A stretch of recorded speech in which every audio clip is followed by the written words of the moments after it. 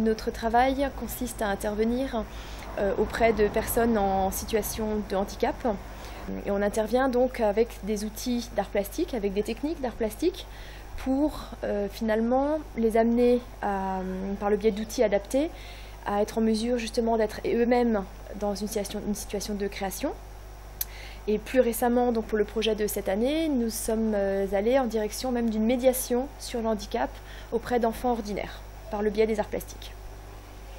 Alors on présente plusieurs jeux ici qui sont issus des différentes expérimentations d'enregistrement des traces du corps. Donc ici on a travaillé avec de la terre, et dans cette terre on a fait des empreintes de notre corps. Donc ici par exemple il y a une sorte d'empreinte de doigt, et là il y a un autre genre d'empreinte de doigt qui n'est pas pareil.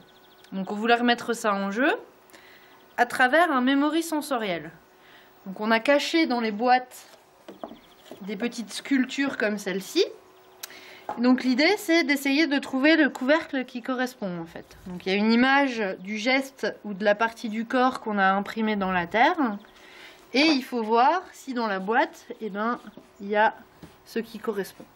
C'est un public qui dans la création a une faculté en fait à se laisser aller et à prendre, à se réapproprier finalement les outils qu'on propose, qui crée dans les espaces, dans les ateliers de la lucarne, vraiment une dimension de rencontre humaine, et donc qui est quelque chose de très valorisant à la fois pour eux, mais aussi pour nous en tant qu'intervenants.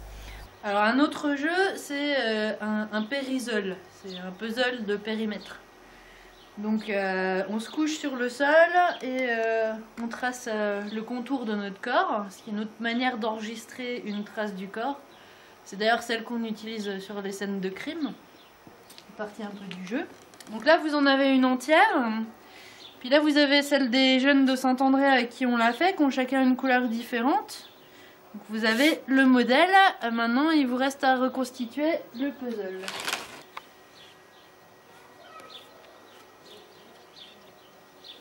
Ce que l'échange avec les enfants nous a apporté, c'est de mieux prendre conscience pour nous, intervenantes, de la façon dont le public dit ordinaire, on va dire le grand public, et notamment les enfants, perçoivent le handicap.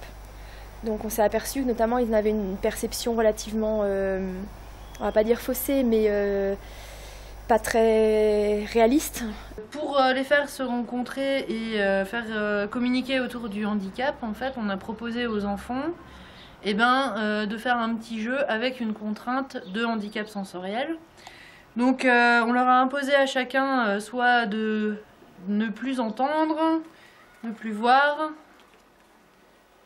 ou ne plus parler, ce qui est très difficile pour des enfants de CM1, ou ne plus pouvoir se servir d'un de leurs membres. Et une fois ces groupes de 4 contraintes constituées, ils étaient à chaque fois par 4, on leur lançait un défi plastique, on leur donnait un modèle à suivre en peinture, à réaliser notamment en peignant avec les pieds et les mains, et sans pinceau.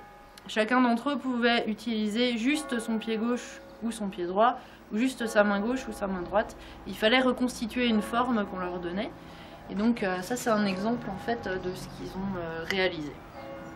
Si la société faisait un effort pour mieux la comprendre, mieux l'intégrer, finalement le handicap serait mieux vécu au quotidien.